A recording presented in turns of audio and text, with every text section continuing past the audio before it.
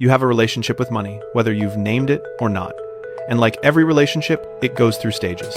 Save this video. By the end, you'll see exactly which stage you re-in and what the next one looks like. Stage 1. Avoidance. In this stage, you don't look at money. You don't open the bank app. You don't track what you spend. You don't open credit card statements.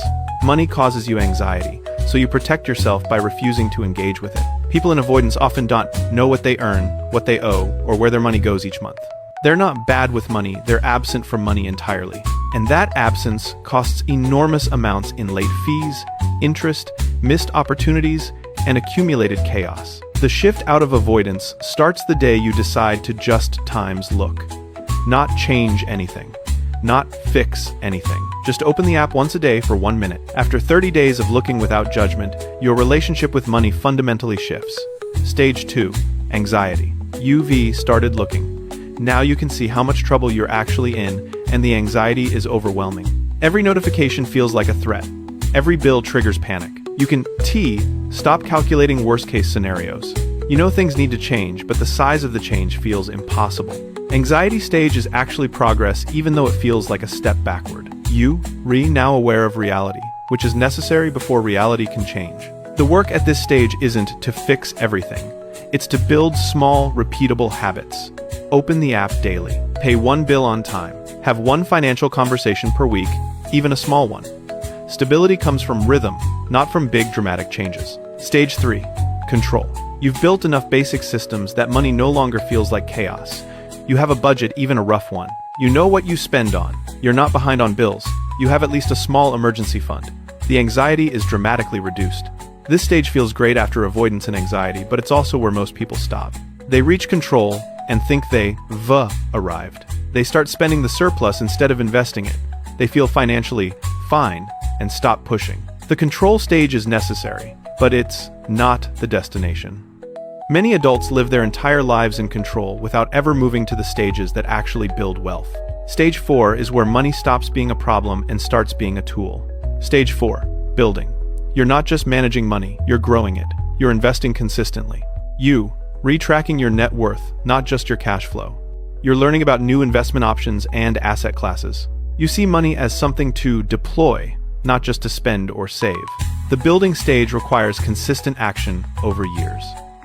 Nothing dramatic about it from the outside. You're not making big bets. You're not getting rich quickly. You just compounding, month after month with discipline. From the inside, this stage is satisfying. You can see progress in the numbers, and the math is finally working in your direction. Stage 5. Leverage. This stage begins when you have enough capital to start using money to multiply money. Real estate purchased with mortgages that earn more than they cost. Businesses that scale beyond your personal hours. Investments structured for tax efficiency. Strategic debt used to acquire appreciating assets. Leverage is dangerous if you skipped earlier stages. It's transformative if you built the foundation first. Most people who try leverage from the wrong starting point destroy themselves. People who reach leverage after the build stage often see their net worth compound at rates impossible during earlier stages. Stage 6. Freedom.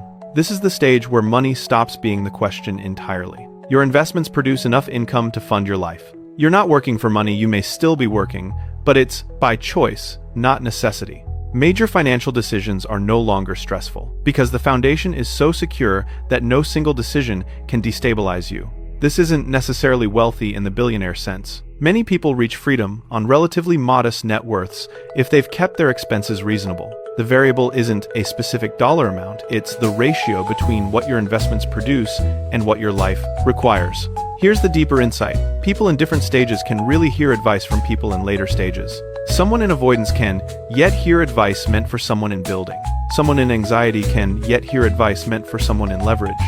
Each stage has its own work, its own challenges, and its own threshold to cross before the next stage, tools become useful. Most financial advice fails because it's given without consideration of what stage someone is in. Telling someone in avoidance to invest in index funds doesn't work. They haven't yet built the awareness, the systems, or the surplus required for investing to matter. Telling someone in building to use leverage doesn't work. They haven't yet developed the discipline that prevents leverage from destroying them.